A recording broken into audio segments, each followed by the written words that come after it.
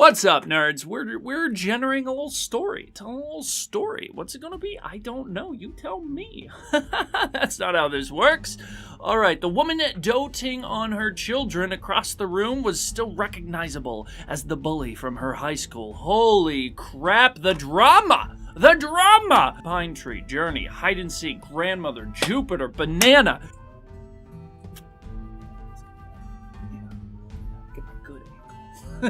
Get my good angle, Jim! Oh my god, it's me. Anyway.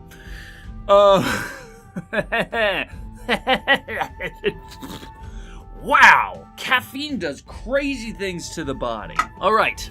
The woman doting on her children across the room was still recognizable as the bully from her high school. Tabitha. That was what Marilinda was thinking. Just the name Tabitha over and over and over. But there's no way. There's no way that it could have been Tabitha. No.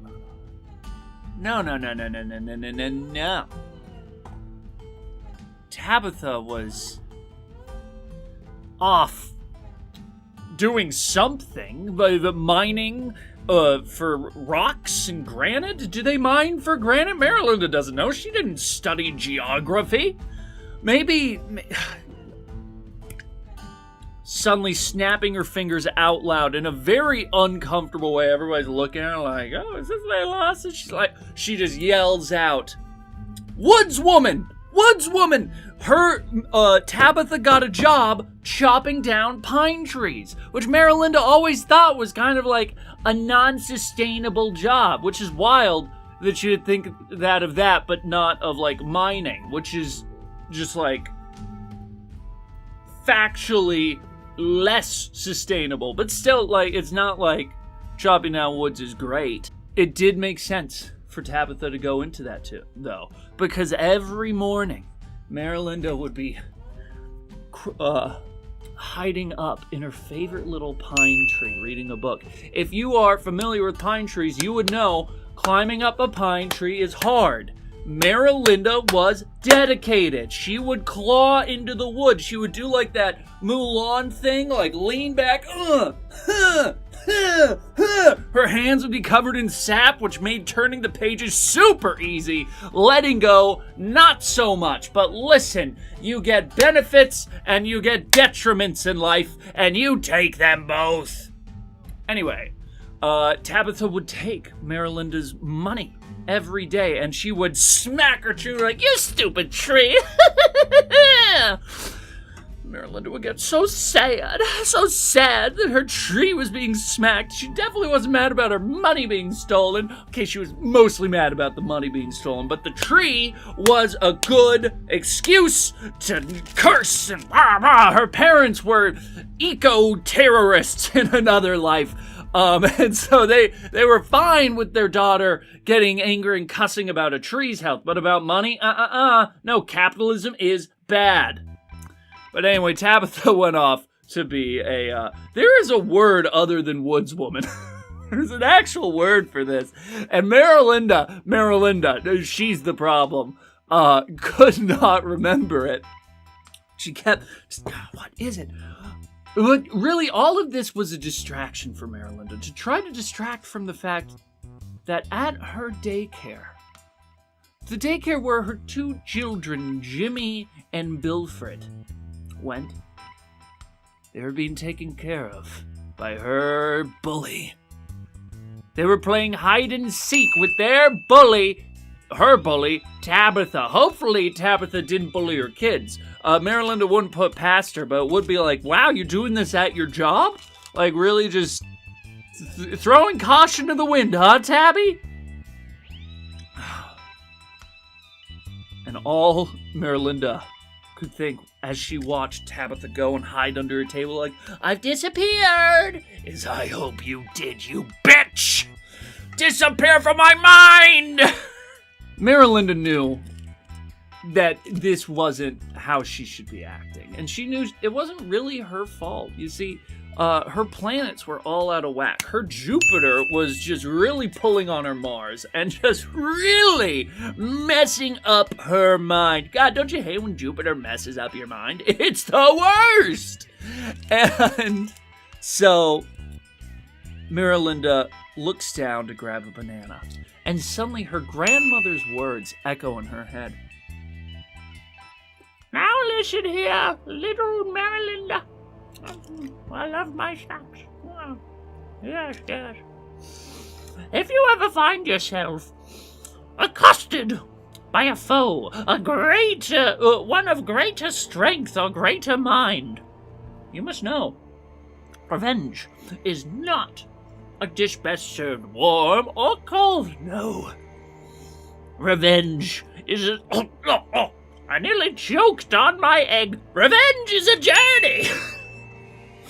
You must travel to the cold depths, the icy bowels of the earth, and your heart. Wait until they have forgotten you. The very memory of you has been wiped from the last vestiges of their mind. That is when you strike. Yes. Miralinda, never forget and never forgive! Her grandmother was a cantankerous woman, really hard to get along with. Miralinda lost one of her books once, never spoke to her grandmother again. But that childhood lesson did stick. Should it have? Absolutely not. But I'm not a therapist. I'm just telling you the story. So Miralinda lifts up her banana, peels it back, rips off the tip of it, like the top part of the fruit, like the peel is gone. She's not insane. She grabs some of the fruit of the banana and goes, remember I just said she's not insane? I swear she has a plan. And she just squeezes it into her fresh cup of coffee that she has not touched. And she orders another coffee and grabs them both. Warm and steaming hot. Somehow those baristas were free enough to make her another cup before this one cooled. They are efficient.